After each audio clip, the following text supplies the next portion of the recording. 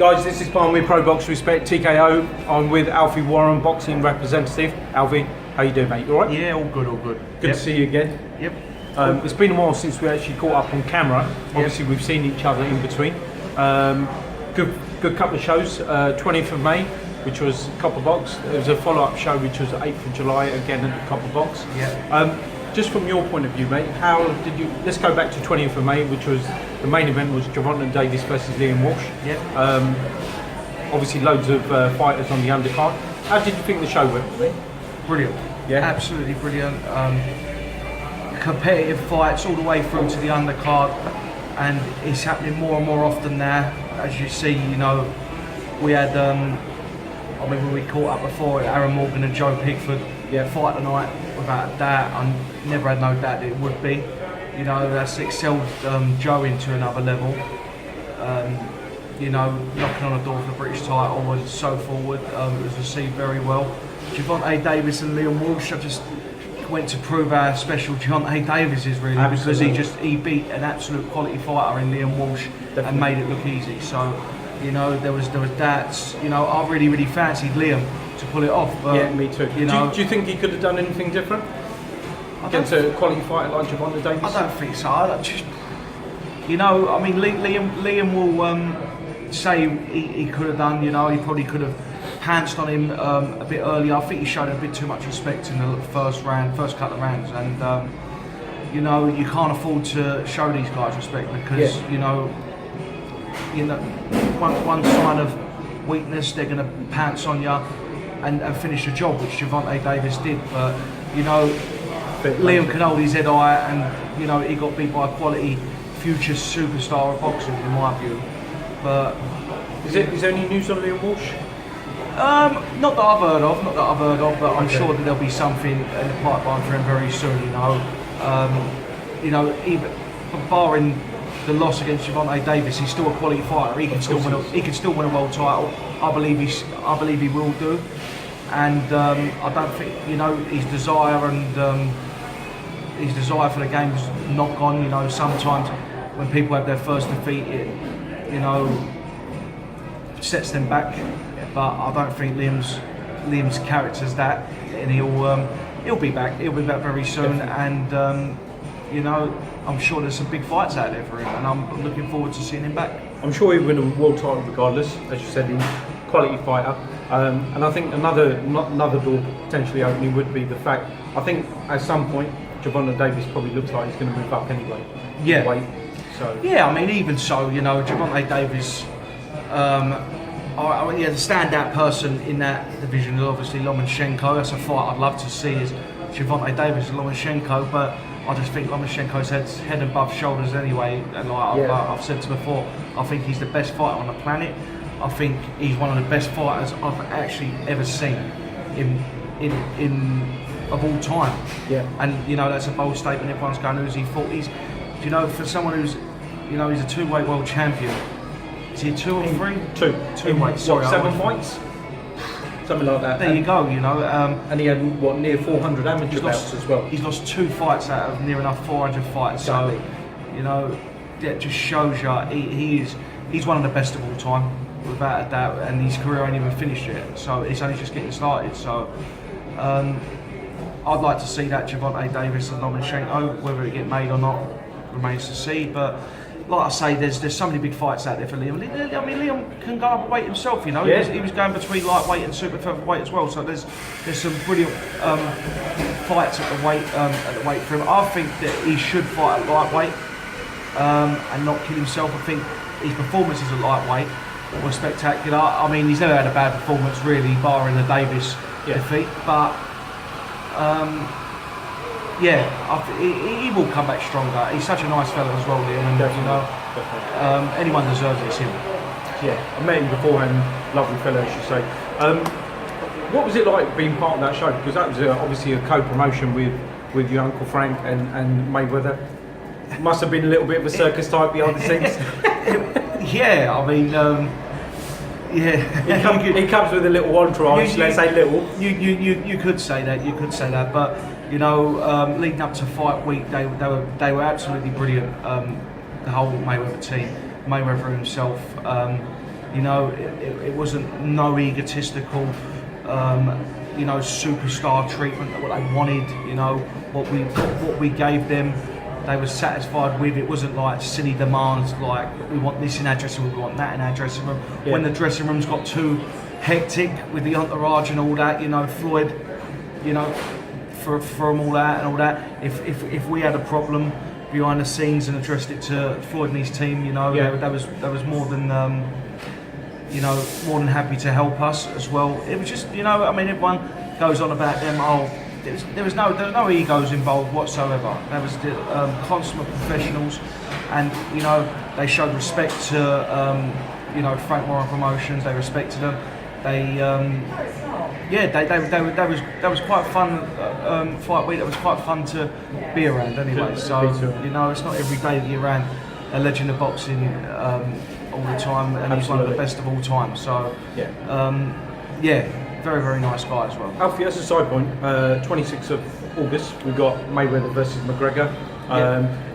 Do you know if you guys might get a shout-in for the television rights at all in the UK? Do you know what? I'm not really,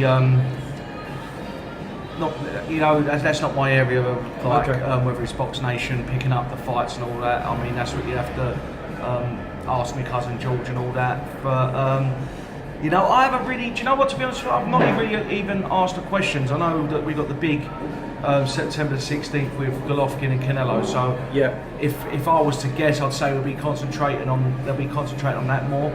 But listen, you never know. BT Sport might want to pick it up. It's still out there to be given. You know, I mean, if it's a fair pay-per-view price, from what I've been hearing, some of the prices, which I think is very far-fetched, but I think so. You know, it's just a great big money-making fight. Yeah. Me personally, I'm not interested in the fight whatsoever. Okay. Because I just think it's a very predictable fight. Everyone's saying, oh, we haven't seen Conor McGregor box, but you know, I just think you've got to take a sensible look at it and just think, you know, I can't see a way of Conor McGregor beating Floyd Mayweather in a boxing match.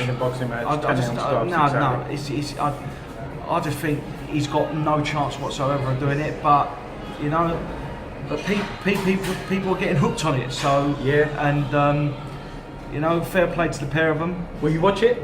Yeah, of course I will. Yeah, about that. You know, I'll listen.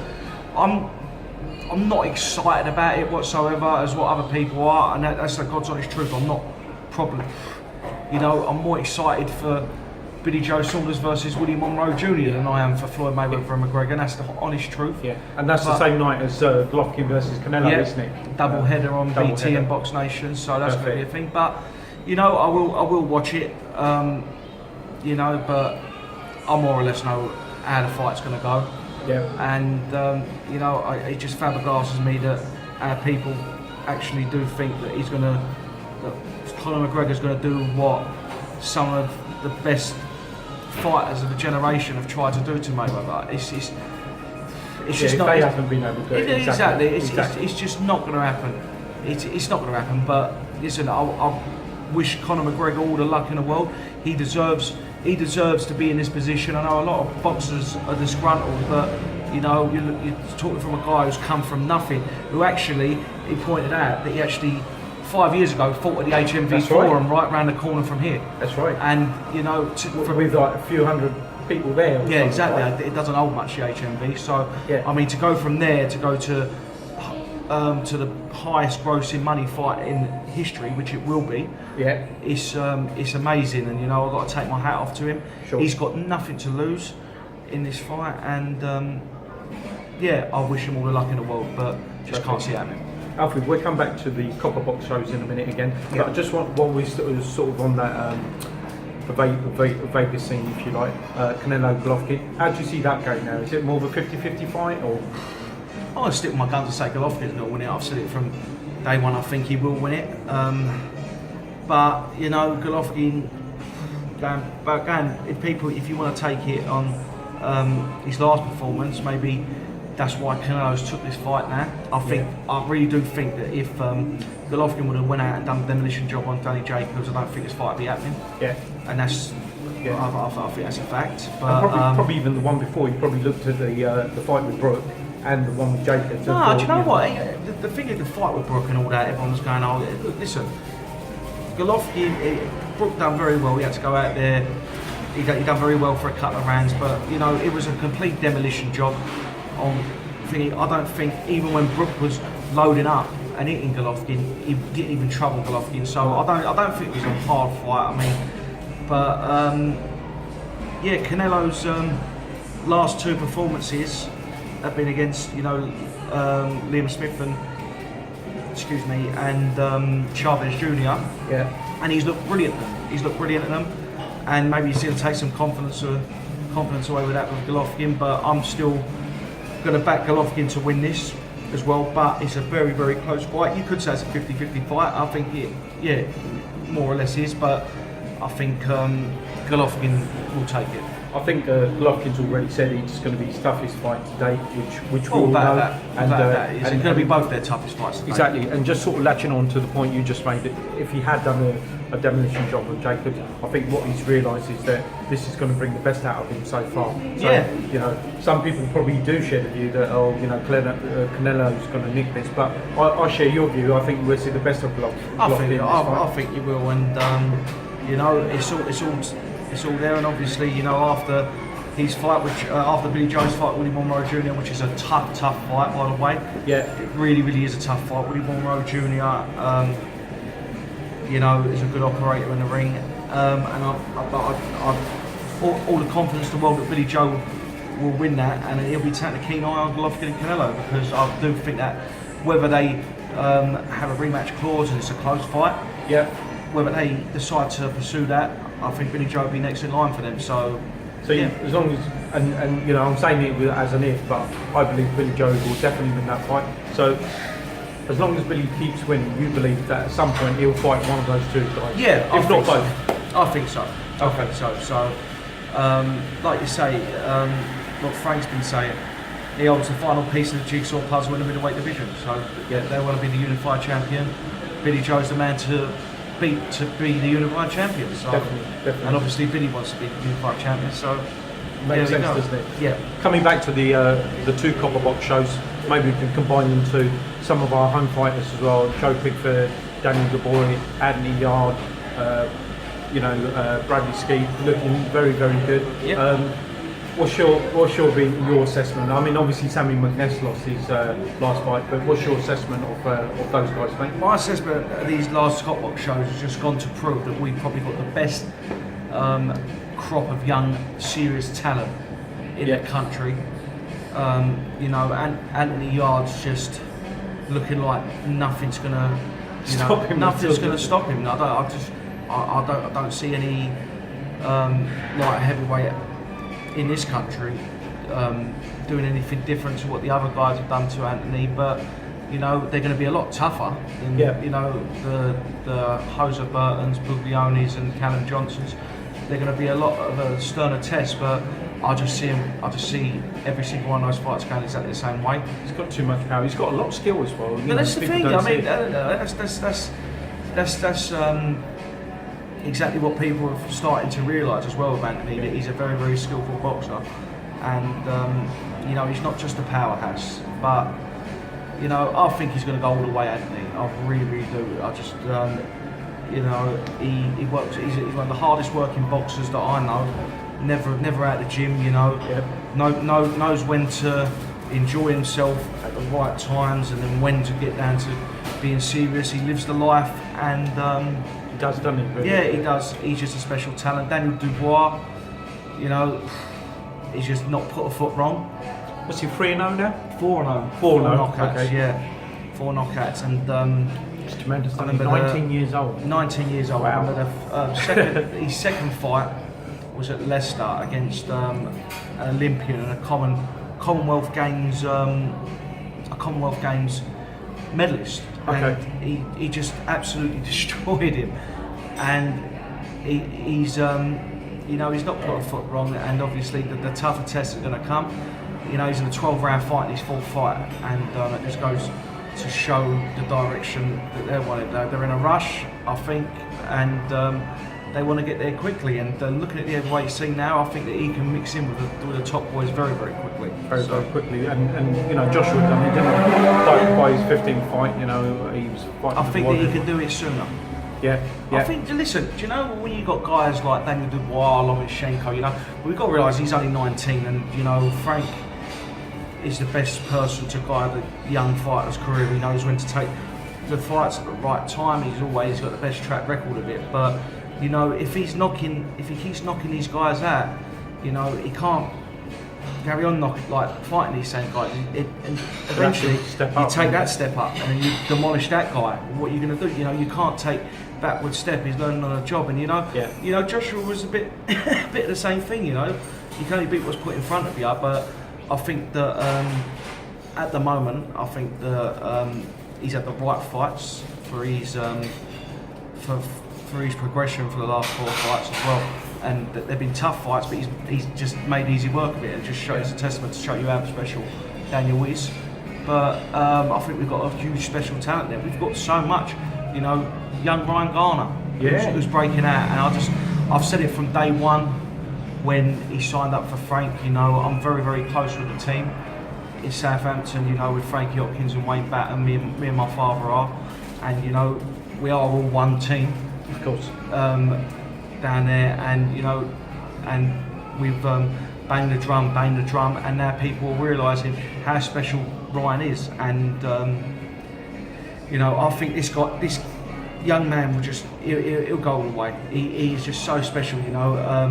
When you get, you know, you're 19 years old, you're 5-0, and you're getting people like Cole Frampton actually ringing you up and bringing you up for sparring, asking for you especially. So, I mean, what can you say to that? You know, one of the best fighters in this country, one of the best fighters in the world, Cole Frampton, and you know, he's choosing Ryan Garner to come up there and spar with him. And this ain't just so he can bash Ryan up. I mean, you go and ask Barry or anyone who's in that gym, you know, they're bringing him up because he is standing toe to toe with Cole Frampton, and you know, Cole knows how tough he is, and I'm just so excited about this young man's future. He will be a star. He'll be a star. He's got everything. He can talk well. The fan base, what me and Wayne have been doing the last few months. You know, we put a couple of shows on down there with Joe and Ryan on down there, and the fan base is only getting bigger. And you know, we've helped build that up around the area, and of course Frank and BT are building the actual fan base up around the country. So it's exciting times ahead, not just for Ryan, but for all the young talent out there who look so promising. What's the sort of card building up for September? Because you mentioned I think Joe Pickford might be fighting on that. And I mentioned about off camera, there's a young fighter who just signed up to Frank as well, Hamza Shirez, hopefully could be on there as well. So there's a lot of talent, young talent coming through. There. I mean, you've got a great main event, and the undercard is going to be exactly the same as the other undercard. I mean, you look at the last Copperbox undercard, and the TV for Box Nation started out with Gary Kokoran versus Larry Ekandeo. Brilliant fight, and it turned out to be great.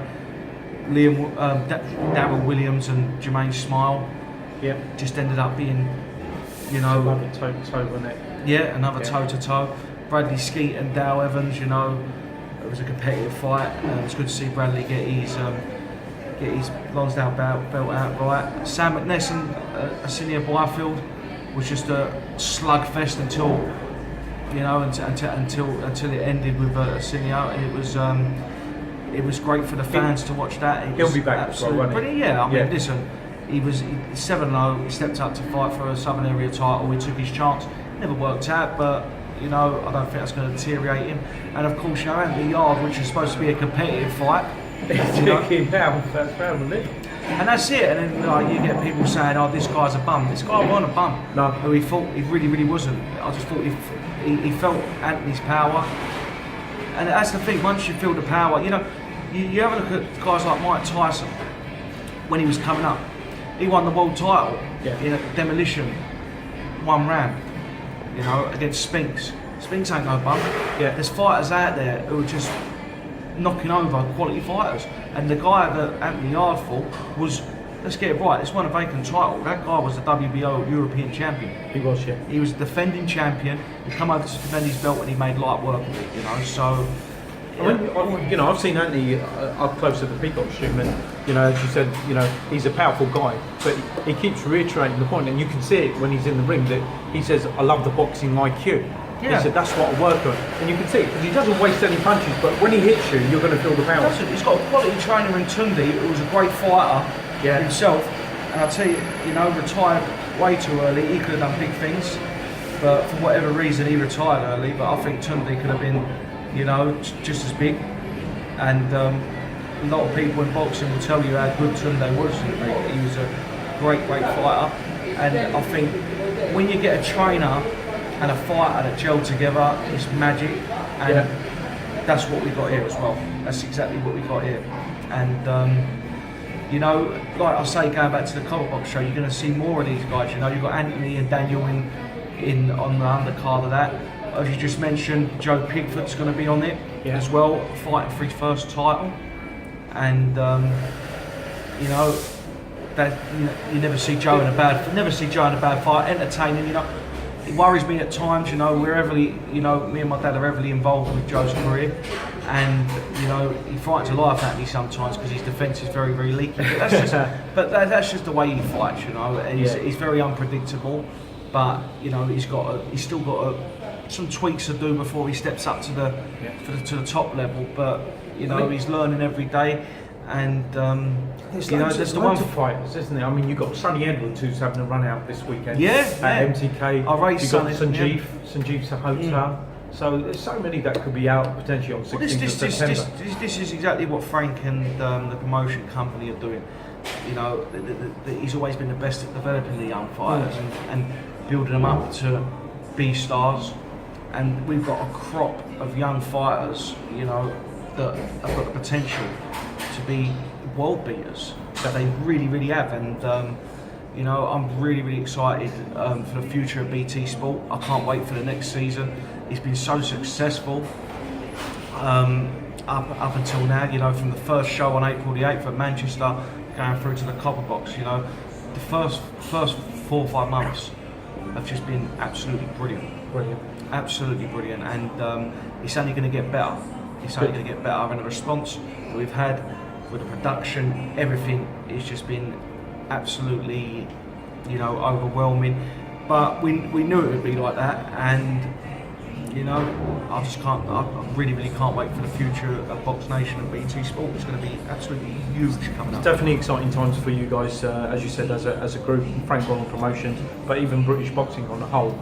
Of course it is. I mean, you know, you got broadcasters, you know, here, there, everywhere. Tuned up now, isn't it? Well, exactly. You got the more boxing, the better. So it's only good for the sport. It's just the way that you package it. It's the way that you give the fans what they want and give the fans value for money. Yeah. You know, because when you stop giving the fans value for money, that's when the sport dies. It's going to die down. But at the moment, I think that you know, everyone's doing a great job. Everyone's doing a great job, and you know, the only reason the reason why they're all doing a great job now is because everyone is so competitive out there. So you can't afford to have a bum show. You can't afford to have this. You can't afford to have that, because you know you're competing with other people's products. So it's